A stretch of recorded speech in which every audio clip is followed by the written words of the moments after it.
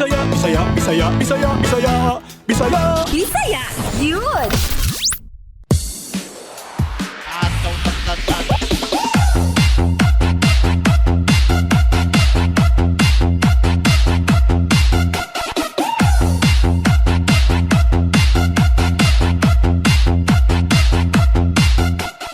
Mayong hapon sa mga kaigsunan natong Bisaya sa Luzon, Visayas ug Mindanao, lakip ang mga overseas Filipino workers. Ako inyong igsuon ug Higalang Bisaya Communication Secretary Martin Andanar. Kumusta mong tanan? Pa humanasad ang bulan sa Setyembre ha. Pitig yung paspasa sa dagan sa panahon no. Nagsugod na po ang klase sa mga estudyante, online, modular ug limited face-to-face classes man. Bisan anaa ang hulga sa COVID-19, tumunggi hapon nato ang makatuon. Busa mag-amping kita tanan. Tungod COVID is real. Tinuod ni. Ayaw og tuo sa mga fake news para maprotektahan nato dili lang ang atong kaugalingon, lakip ang atong mga pinalangga nga kauban nato atong pamilya. Magpabakuna na aron merry ang atong Christmas. Karong hapon, tanaawon og paminaw nato ang mga istorya sa paglaom na sigurado na aduna mo'y matun-an. Sa Bisaya gyud, atong makauban sila Office of the President Asek Girly Veloso para sa mga bag-ong abli ug natabangan sa Malasakit Center. Makauban pud nato si Dave Julian Balore, Sangguniang Kabataan Federation President sa Malay-Balay, Bukidnon. Nindot yung kay Dias Malay-Balay ano. Ug sa atong Operation Tabang, ato ilailahon si Sniffy Timones, taga Malay-Balay, Bukidnon, ang anak na giduol sa atong Operation Tabang. Puno sa serbisyo publiko, inspirasyon o good vibes ang among ihatod kaninyo karong hapon diri lang sa Bisaya gyud na inyong pud mapaminaw sa mga RMN networks. DZXL 558 RMN Manila, DYHP 612 RMN Cebu, DXCC 828 RMN Cagayan de Oro, DXBC 693 RMN Butuan, DXRS 918 RMN Surigao, DXMB 648 RMN Malay-Balay ug makita sa RMN social media platforms, Bisaya Gyud Facebook page. Pwede sad mo kontak sa Bisaya Gyud sa among hotline number nga 0908-850-1364 o 0917-848-6469. Good news sa tanan. Sa mga gusto og load diha, aron doon na mo'y magamit na pan-text, pantawag o pang-internet para sa inyong mga online classes, manghatag ta og 100 peso worth na load kini para sa pinakaunang 20 na lucky winners. 10 lucky winners sa Globe, 10 lucky winners pod sa Smart. I-text lang ang inyong pangalan o ang inyong address og siguraduha na kamo naka-like o follow sa atong Bisaya Gyud Facebook page. Unya, atangi ang mga load winners nato from last week's episode na ihatod kanato ni Jeza Candia, ang atong Bisaya Gyud Youth Correspondent of the Week gikan sa Kabanglasan, Bukidnon. Like, share, and message sa dayo. Magsugod ta sa mga ratsada sa balita. Take it away, Jay. Sa Region 7, ang munisipalidad sa Ayungod, Negros Oriental, nagipangunahan ni Mayor Erwin Agostino, mipirma og Memorandum of Agreement kauban ang Department of Social Welfare and Development Region 7 sa pagpangulo ni Regional Director Rebecca Gemala niadtong Setyembre 21, 2021. Ang MOA magsilbi na gambalay sa pagigalayon sa kalahi CIDSS, additional financing sa DSWD ug lokal na pagagamhanan kabahin sa mga gihatag na proyekto, capacity building ug pag-implementar sa mga palisiya ug giya. Kini mula raw usab sa mga katungdanan ug responsibilidad sa duha ka ahensya sa panahon sa kalambuan ug implementasyon sa KCAF project. Sa Region 10, ang Department of Agriculture Regional Field Office 10 mipahigayon sa groundbreaking ceremony alang sa pagsemento sa kalsada ug seed storage slope protection sa Northern Mindanao Agricultural Crops and Livestock Research Complex sa Dalwangan, Malay-Balay City, Bukidnon.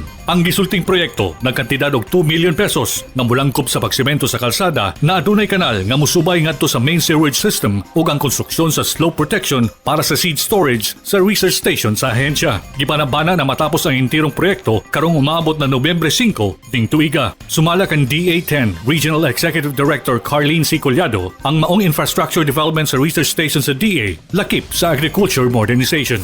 Sa Region 13, Ang DSWD Field Office Caraga mipahigayon og Interagency Emergency Shelter Assistance Monitoring kauban ng mga representante sa mga lain-laing ahensya sama sa PNP, DOH, DPWH, NFA, DOLE, BFP ug Philippine Coast Guard sa mga munisipalidad sa San Agustin ug Tago, Surigao del Sur. Gawas sa 151 nga target households, ang Regional Disaster Response Committee gi-interview ang 127 ka panimalay sa 68 gikan sa San Agustin ug 59 sa lungsod sa Tago. Parehong partially ug totally damaged na mga panimalay ang gipili sa matag monitoring team. Kinigibuhat aron masusi kung aduna bay mayong epekto kanila ang mga gihatag na hinabang o gihimong proyekto.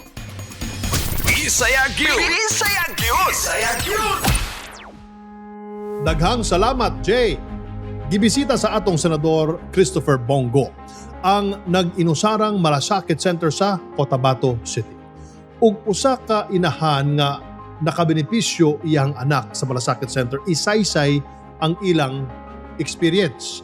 Kana ug uban pang detalye sa atong Malasakit Center update ihatag kanato ni Assistant Secretary Girly Enriquez Veloso gikan sa Kabisayan.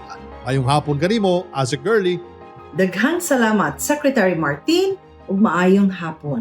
Sa laing bahin, gibisita sa amahan sa Malasakit Center nga si Senator Bongo ang Malasakit Center sa Cotabato City.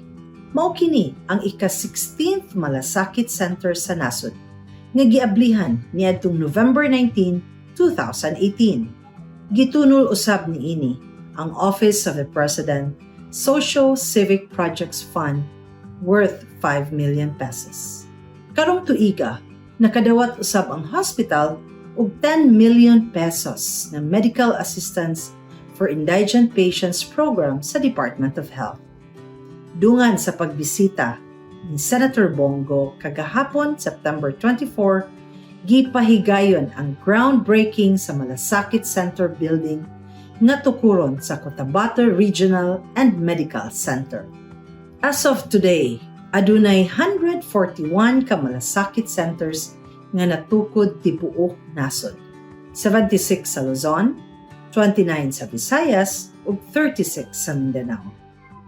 Mao kadto ang atong Malasakit Center update for this week. Kini si Assistant Secretary Girly Enriquez Veloso. Daghang salamat ug maayong hapon.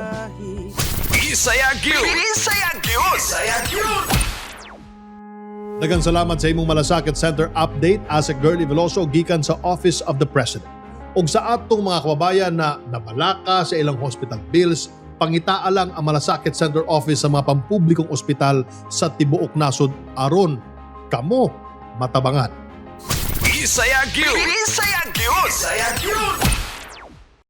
Sa atong pagbalik, makauban nato sa atong Operation Tabang si Sniffy Timones, ang anak nga giduol ni Tatay Rodrigo Timones kanato ni aging semana tungod sa iyang kasinatian sa iyang kidney in tawon. Tutok lang mga igala, we will be right back. Kapayapaan at seguridad ay prioridad ni Pangulong Duterte tungo sa maunlad na bayan. Ito ang mga pamana ng pagbabago. Kapayapaan sa Mindanao, Bangsamoro Organic Law at ang bagong Bangsamoro Government. In my term, we will all work and truly work for the benefit of the Bangsamoro people.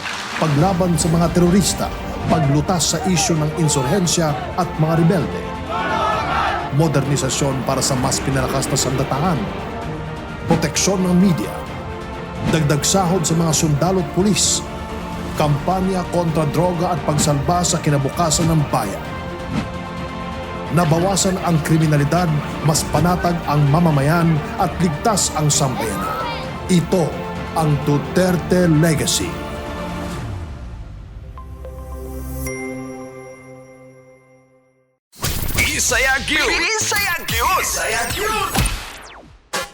Welcome back mga igala sa Bisiyag Yun. Kini inyong amigo, Communications Secretary Martin Andanar. Ni-appeal ba mo sa atong load promo last week? Karong hapon, ihatod sa ato ni Jeza Candia ang atong Bisiyag Yun Youth Correspondent of the Week gikan sa Kabanglasan, Bukidnon. Ang mga swerteng load winners na mi-appeal sa atong program last week. Kinsa-kinsa sila, Jeza? Daghang salamat, Secretary Martin. Maayong hapon sa tanan namati o nagtanaw sa atong Bisaya Gyud. Ako si Jessa Kanya, ang SK Federation President o Youth Correspondent sa atong programa. Ania kita karon sa Corn Capital sa probinsya sa Bukidnon, Kabanglasan. Kung diin, atong i-anunsyo ang nakadaog sa load winners atong niaging simana sa Bisaya Youth episode. Congratulations kay Rose Adulong, gikan sa Cagayan de Oro City. Banji Lumakag, Zamboanga City. Marijoy Aguas, gikan sa Colasi Antique. Francia Bermudez, gikan sa Iligan City. Arnold Tulibas, gikan sa Cagayan de Oro City. Annalyn Sagusay, gikan sa Butuan City. Marvin Casas, gikan sa San Isidro Leyte. Conchita Simbahod, gikan sa Luay Bohol. Romeo Quezon Pakhana, gikan sa Iligan City. Ug ang ikanapulo nga nakadaog, Nestor Putong, gikan sa Tagbilaran City. Congratulations sa atong napulo nga nakadaog sa load promo. Sa dili pa kita magpadayon, kabalo ba mo nga ang lungsod sa Kabanglasan, ang Corn Capital sa probinsya sa Bukidnon, ug ania kita karon sa usa ka sikat nga landmark nga inyuhang makita ang usa ka dako nga tipuso sa mais. Apan dili lang kini ordinaryo nga mais, aduna kini mga tagsa-tagsa nga mga kahulugan. Kini nga monumento nagtukod ug ipalibutan sa mga mais nga inyong harang makita dinhi sa babaw ug usab ipalibutan sa mga kabungturan. Ug kining tipuso sa mais aduna kini 15 ka linya nga naglangkob sa 15 ka barangay sa lungsod sa Kabanglasan. Ug ang katawhan sa lungsod sa Kabanglasan nga makugihod sa pag-cultivate sa yuta nga nagresulta sa abunda nga abot sa lungsod. Ang tulo ka pakpak sa mais nga nagrepresenta sa tulo ka lugar nga nagpalibot sa lungsod.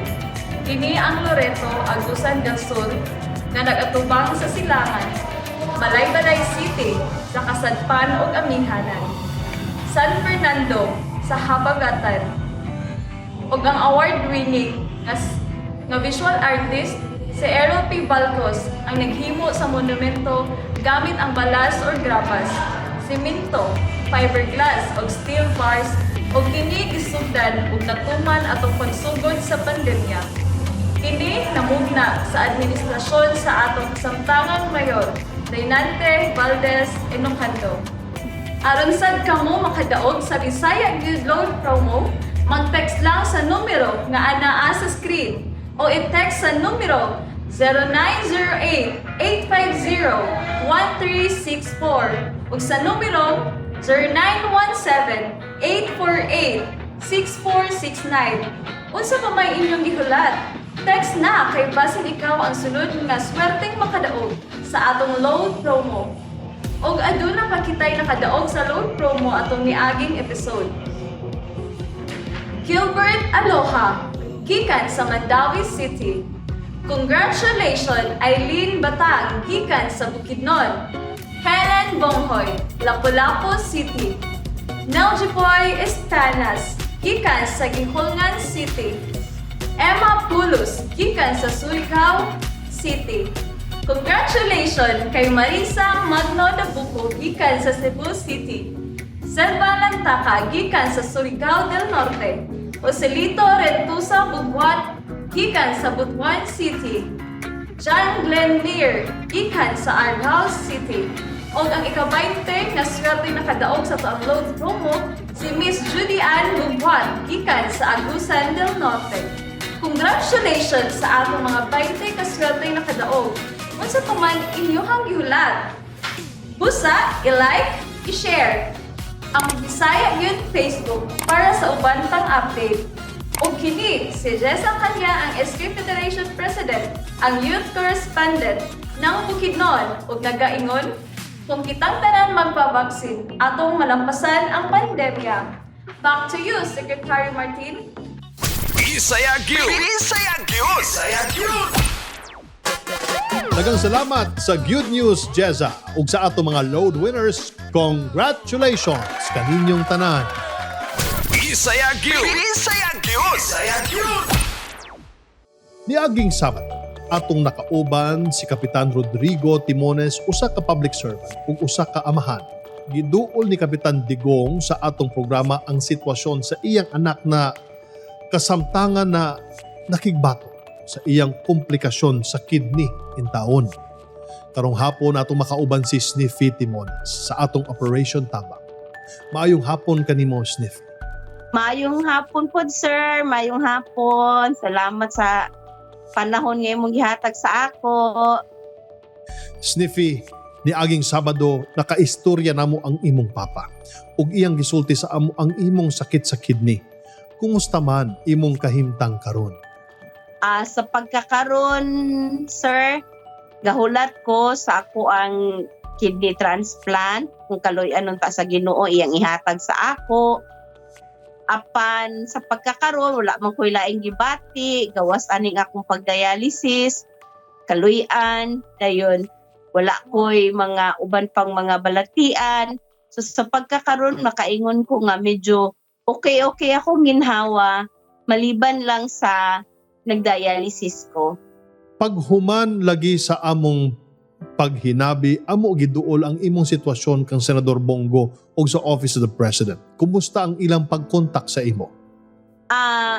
Sa ato nga mga maaging adlaw nanawag sila sa ako, nangutanan lagi sila sa akong sitwasyon, ug ako silang giistoryahan nga inana nang inahanglan kog dakong tabang, unta sa akong pagpadialysis, apan ikasubo na ko nga i-istorya, sir, nga ako sa private nga hospital sa pagkakaroon dinhi sa Davao Medical School Foundation.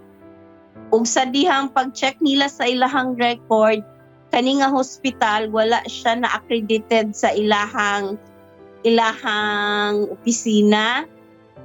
Karon na wala pa ang imong kidney transplant, padayon gyapon ka sa imong dialysis na katulo sa usa ka semana. Tungod ani nagkinahanglan sad ka og dakong kantidad para niini.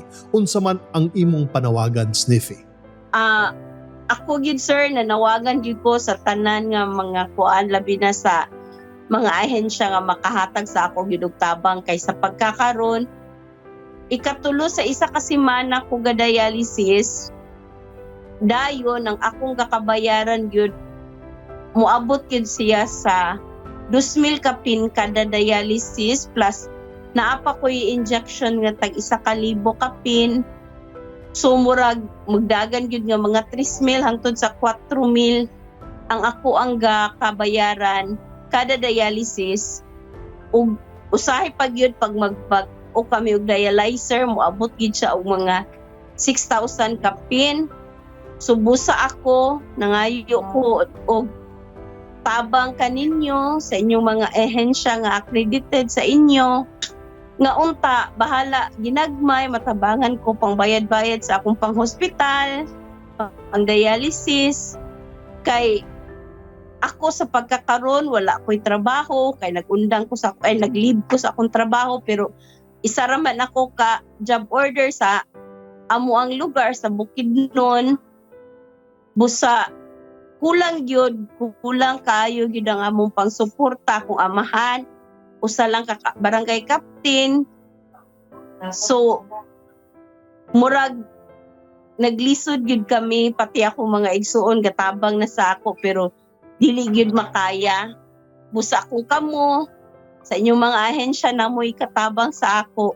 Dako gyud kaayo ako maikapasalamat sa inyo kung inyo akong matabangan, kung inyo kong mahatagan og gamong financial assistance, kana ikapasalamat ko na og dako sa inyo, ha. Sniffy, nagampo mi sa imong malampuso na operasyon. Among pasalig kanimo, kami sa Bisaya gyud mahimo nimong tulay alang sa imong pang-dialysis samtang naghulat pa ka sa imong operasyon. Ang imong mensahe na lang, Sniffy, para sa imong amahan na walay undang sa paghatag kanimo og suporta og padayon na mialalay. Ako'y kasturya no sa akong papa. Sa akong papa nga mo'y nagtabang sa ako nga dili ko makaabot dinhi Kung wala iyahang tabang sa kanunayong pagsuporta, maski pagkatong wala pa ko nagsakit, ga-support na siya sa ako. Pero karon nga nakaabot ko sa inani nga sitwasyon, bahalag unsa siya kakapoy, unsa kakon sa iyahang lawas. Kapadayon gyapon siya sa pagsuporta sa ako, sa akong papa, sa akong mama. Daghan kayong salamat sa inyo. Ako maningkamot na maulian ko kay basing sa puhon. Ako nasad ang serbisyo sa inyo. Salamat kayo o love gid kayo tamo mama, papa. Ang imong mensahe sa imong anak. Paningkamot lang na kay si mama paningkamot pod. Buhaton ako ang tanan nga maulian ko kay gusto pa nako nga mag-uban taong dugay. Gusto pa nako nga makita ka nga magdako nga makaputi mo imong gusto sa imong kinabuhi. Padayon kay mag-support ra gid si mama sa imo maski pag magkinaunsa. Og kaning basta atong sabot na paghuman na gyud og eskwela na balag unsa kalisod. Tabangan ta ka nga makaputi mo imong gusto sa kinabuhi. Love you na. Sniffy, ang imong mensahe pod sa mga tao ug ahensya nga mitabang sa imo. Nga mga ahensya nga nagtabang sa ako. Daghan kayong salamat. Kay dili ko makasurvive sa 3 years. Nako nga pag-dialysis, mag 4 years na ko actually karong October. Dili na ako na ma-survive kung wala ang mga ahensya nga ning tabang nako maski pag dito pa sa Malay-Balay Bukidnon. Gikan sa DSWD, PCSO, o sa among lokal nga LGU. Salamat gid kaayo. O karon na ay laing oportunidad nga ning abot ng Bisaya gyud nga anda mo tabang sa ako. Salamat gid kaayo. Sa pagkakaroon wala gyud ko'y laing maistorya sa inyo kundi salamat. Pero basig mo abot ang panahon nga makabawi ra ko sa inyo ha. Sa inyong mga kaayo nga ihatag. Salamat gyud. Daghan kaayong salamat, Sniffy Timones. Dungan nimo ug sa imong pamilya among gilao ang imong pagkaayo. Salamat kaayo. Salamat. Bisaya Gyud! Bisaya Gyud! Bisaya Gyud! Sa atong pagbalik, makauban nato si Sangguniang Kabataan Malay-Balay City Federation President Dave Julian Balore. Tutok lang mga igala, we will be right back. Pangako ni Pangulong Duterte ang komportableng buhay para sa mga Pilipino. Kaya tuloy-tuloy ang mga pamana ng pagbabago. Build projects, rehabilitasyon ng MRT3 at iba pang mga bagong trend. These are a testament that we have lately is the grueling experience of traveling and commuting. Skyway Stage 3 at mga proyekto magpapaluwag ng EDSA, Central Luzon Link Expressway, Cebu-Cordova Link Expressway at mga bagong expressway at highway, bagong terminal building ng Clark International Airport at iba pang airport projects. Mahigit 29,000 kilometro na kalsada, mahigit 400 seaport projects, mga bagong tulay, rehabilitasyon ng NAIA at wala ng laglag bala, at mahigit 6 na milyong trabaho mula noong 2016. Ito ang Duterte Legacy. Bisaya Gyud! Bisaya Gyud! Bisaya Gyud! Sa atong mga kaigsuunan na lahutay sa pagpaningkamot aron mabangon ang ilang panginabuhian karong panahon sa pandemya. Sa atong mga kumbati ng mga frontliners, mga tindiro o tindira, mag-uuma o mananagat na naminaw karon sa Bisaya Gyud, maayong hapon kaninyong tanan. Ang Malay-Balay City adunay 46 barangays. Aron atong mahibal-an ang mga proyekto o programa sa ilang sanggunian alang sa ilang mga kabatan-unan labi na karong panahon sa pandemya. Karong hapon makauban nato si Sangguniang Kabataan Malay-Balay City Bukidnon Federation President Dave Julian Balore. Dave, maayong hapon kanimo. May hapon niya, sir. Dave, pwede ba nimong i-share sa amo ang inyong pagtabang sa 46 na barangay sa inyong syudad diin sila nakadawat og 15,000 na suporta? Karon gid sir, sa ako ang pagdumala sa SK sa syudad sa Malaybalay, permero gyud wala gyud kini budget kahatag gyud, pero tungod sa pagpaningkamot nako nga matagaan gyud sila og 15,000, bisan gamay lang kini nga budget, pero at least na ako ika-share, ikahatag sa ilang mga pwede nila i-program or i-project sa ilang matag barangay na karong pandemya lang yun sir, kay kinilaging ang ato ang budget sa SK dili mato kontrolado. Ang uban wala gid sila naka-budget, wala naka-angkla sa ilahang 3-year development plan. Ang ubang dapat nila i-budget karong tuiga. Muna karon sir nakapaningkamot mi nga makahatag mi og 15,000 ang uban, magdepende sa ila kung unsay ilahang gusto nga ihatag sa ilahang barangay. Ang uban na ay Istoryahan po nato ang inyong paghatag og educational assistance. Dave, gahapon lang nag-distribute mo og mga school supplies og misuporta sa brigada eskwela. Pwede ba nimong i-share kung unsa na mga assistance ang inyong gihatag sa mga estudyante? Sa karon gid sir, isip ex officio sa among syudad, ako makahatag ako mismo o mga educational assistance sa pipila lang pod, kay gamay lang pod atong pondo. Makahatag ta og mga educational assistance sa mga nag-eskwela lang sa private school, dili lang pod tong mga nag-eskwela sa ato ang public kay tungod kay wala na kami tuition.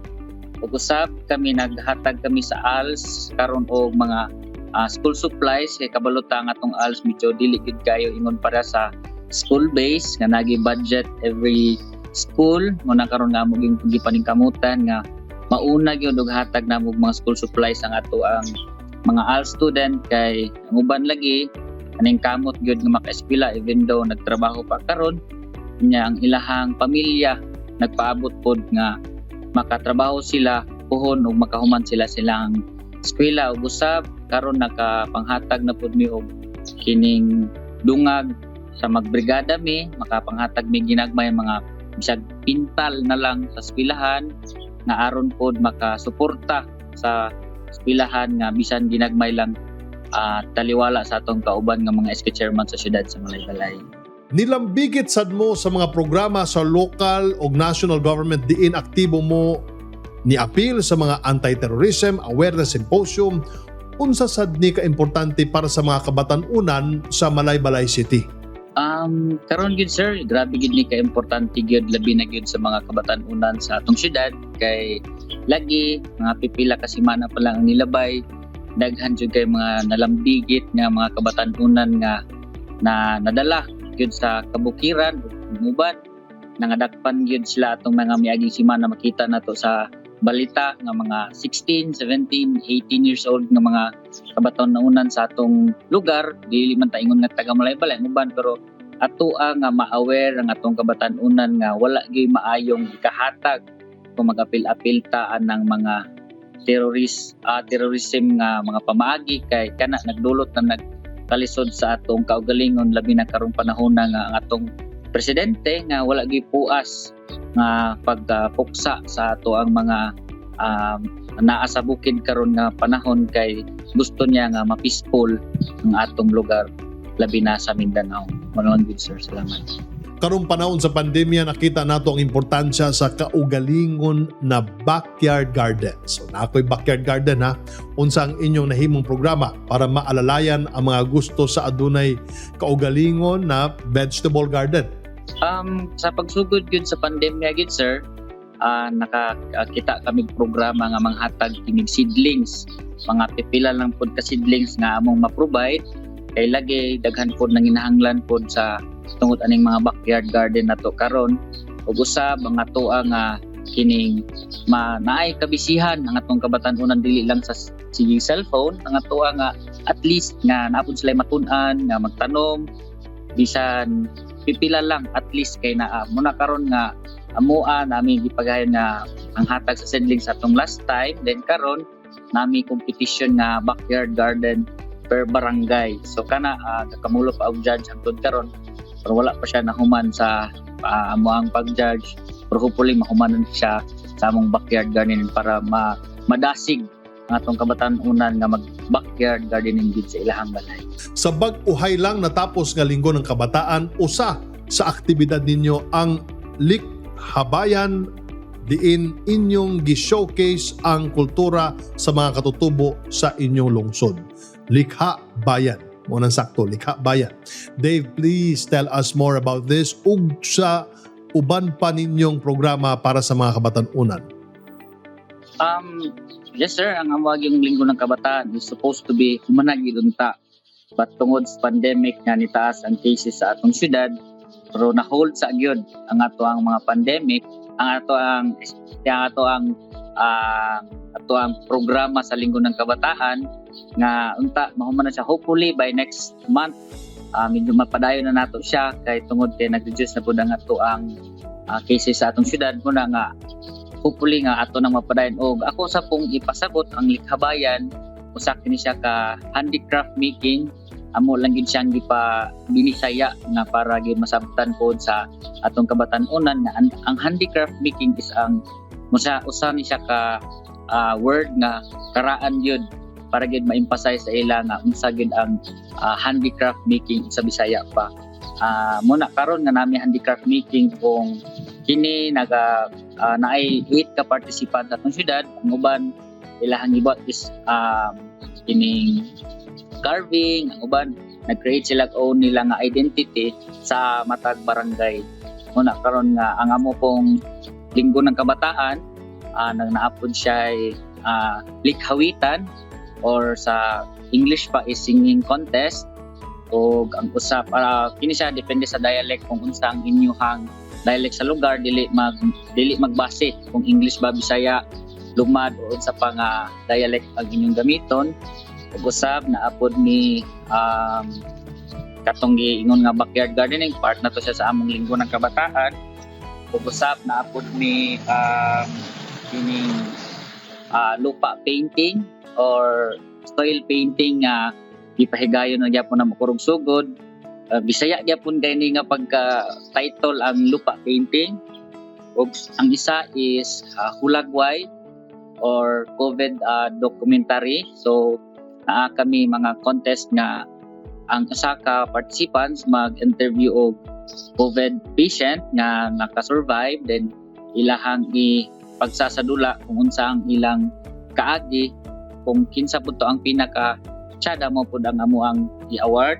Usab na ami bante or ordinance making contest. Sa makadaog ani is ako ang amo ang ipasa sa amo ang sanggunian para dili sayang ang ilahang gibuhat na ordinance nga mapasa para mahimong balaod sa among syudad.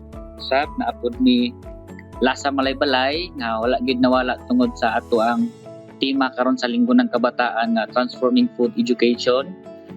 Kana gid siya ang ato ang importante. Ang usab natay di gid mawala sa activity sa SK ang JUSA or a beauty contest, pero kani is kuan lang ni ang beauty contest, dili ni siya ingon nga beauty contest, nag-compose di siya nga unsa ang inyong barangay, unsa ang i-portrait sa inyong Diyosa ang inyong candidate.